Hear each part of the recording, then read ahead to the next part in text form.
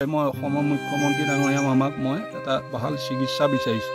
মই খোজ কাঢ়িব নোৱাৰোঁ, মাত্ৰ খোজ কাঢ়িব নোৱাৰোঁ, সেইবিলাকে টানি ধৰে। মই এটি উন্নত চিকিৎসা পালে একদম সম্পূৰ্ণ আগৰ নিচিনা হৈ যাম। সেইকাৰণে মামাক অনুৰোধ কৰিছোঁ, মামাই মোক এটি ভাল চিকিৎসা দি মোক কৃতাৰ্থ কৰে যেন মামাৰ দোকানী চৰণত ধৰি মাতিছোঁ। মোক এটি চিকিৎসা দিয়ক। মই যদি ভাল হৈ যাওঁ, তাই সজীৱ হৈ যাব, কমচে কম নতুন জীৱন পাব। আৰু ময়ো মামাৰ ওচৰত এটি নতুন জীৱন পাবৰ কাৰণে পুনশ্চ আকৌ দোকানী চৰণত ধৰি মাতিছোঁ। ইয়াতকৈ আৰু যন্ত্ৰণা নালাগে আৰু এই যন্ত্ৰণাৰ পৰা মুক্ত দিব বুলি মামাৰ বৈদ ধৰিছোঁ। মই দুৰাচাৰ কেৱলে তোমাৰ অপৰাধী নাৰায়ণ ক্ষমিও কৰি লয়ো দাস কৰি পকিলো এৰা শৰণ। মোৰ নাম শ্ৰী ধীৰেন বৰা। মোৰ ঘৰ গোলাঘাট জিলা কাকডঙা মৌজা ২ নং বামুণগাঁও। মোৰ ২০১০ চনত হ'ল, আজিৰ পৰা ১৪ বছৰ আগত। কি হৈছিলে কওকচোন? মই খৰি কাটিবলৈ উঠিছিলোঁ মানে গছলৈ, গৰু এৰাল দিবলৈ গৈছিলোঁ। তেতিয়া ভণ্টিয়ে ক'লে খৰি কেইটামান লৈ আহিবি, নহ'লে খৰি নায়েই। তাৰপৰা গৰুকেইটাই এৰাল দি মই গছ এজোপালৈ উঠিলোঁ। তেনেকৈ চাপৰ গছ আছিলে, ডাল ২-৩টামান কাটিলোঁ। কাটোতেই মই নামি আহোঁতে কেনেকৈ পৰি গ'লোঁ গম নাপাওঁ। তাৰপিছত মোক চিভিলত ভৰ্তি কৰিলেগৈ। দুদিনৰ পিছতহে মই গম পাইছোঁ যে মই ক'ত আছোঁ, চিভিলত আছোঁ। তেতিয়া ডক্টৰে চাই চিতি মোক ক'লে যে আপোনাক মই গুৱাহাটীলৈ ৰেফাৰ কৰিছোঁ, আমাৰ ইয়াত মানে এনেকুৱা ধৰণৰ চিকিৎসাটো আপুনি নাপাব। তাৰপিছত মোৰ পইচা পাতি নাইকিয়া আৰু তাতে পৰি থাকিলোঁ। আকৌ ডক্টৰে আহি ক'লে যে আপোনাক ৰেফাৰ কৰা আছে। মই বোলো ছাৰ, মোৰ অৱস্থা একেবাৰে বেয়া, আৰ্থিক অৱস্থা বেয়া, টকা পইচা কোনো ফালৰ পৰা নাই, গুৱাহাটীলৈ নিয়া মানুহ নাই, যোৱা মানুহ নাই, গতিকে ছাৰ কিবা এটা উপায় কৰক। তাৰপৰা তেখেতৰ নাম অনাদিত আচাৰ আছিলে। তেখেতে ক'লে যে ইয়াত যদি থাকে আপুনি ৬ মাহ দিন থাকিব লাগিব, ৬ মাহ দিন থাকিলে আপুনি অলপ আৰোগ্য হ'ব। মই বোলো তেতিয়া ৬ মাহ নালাগে, এবছৰ থাকিম, খালি মই আৰোগ্য হ'লেই হয়। তাৰপিছত 6 মাহ দিন তাত থাকিলোঁ। থাকি আৰু আৰোগ্য মানে সম্পূৰ্ণ আৰোগ্য নহ'লোঁ। তেতিয়া তেখেতে ক'লে যে ইয়াত আমাৰ এতিয়া আপোনাৰ চিকিৎসাটো তেনেকৈ নাই, আপুনি ঘৰলৈ যাওক, খোজ কাটল কাঢ়ি থাকিব, মানুহ এজন লৈ ল'ব, তেতিয়া আপুনি নিজে নিজে ভাল হৈ গৈ থাকিব।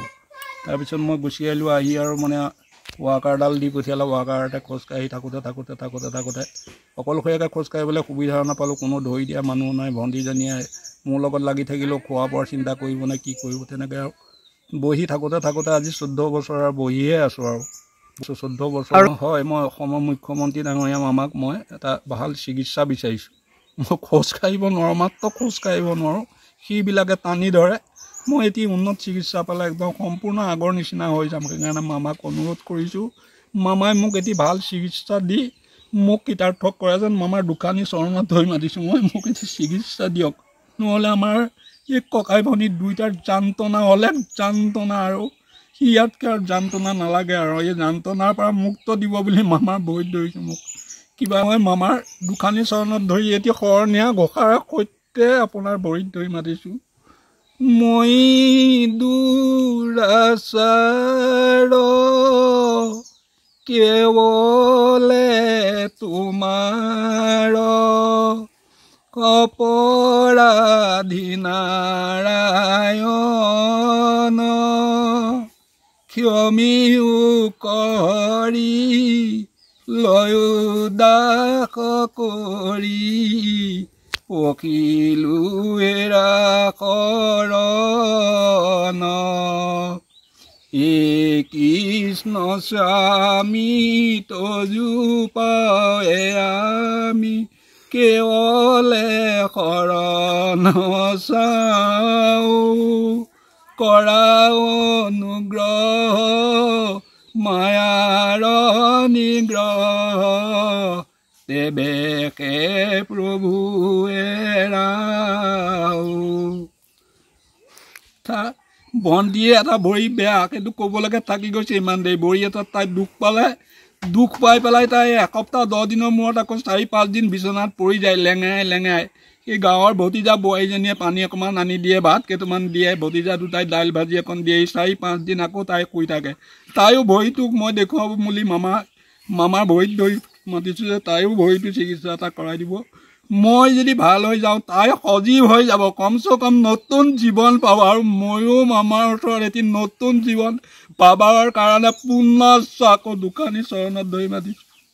সেই দাদাৰ লগত লাগিয়ে স্বাস্থ্য, মানসিক, শাৰীৰিক সকলো ফালৰ পৰা মই অসুস্থ বৰ্তমান। এতিয়া যেনে তেনে দাদা আৰু মই মানে পোহপালন কৰি আছোঁ।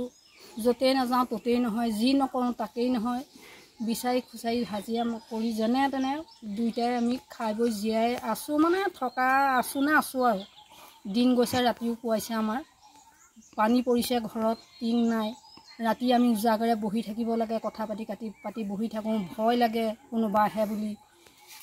তেনেকৈ আমি আছোঁ। এতিয়া মামাক আৰু শেষত আমি কৈছোঁ দুয়োজনকে যেন সুস্থ সবল কৰি মামাৰ কাষত যাতে আমি থিয় হৈ মামাক চাব পাৰোঁ, অনুৰোধ কৰিছোঁ। মামাই যেন আমাক দুটি জীৱকে উদ্ধাৰ কৰক এই দুখৰ সাগৰৰ পৰা।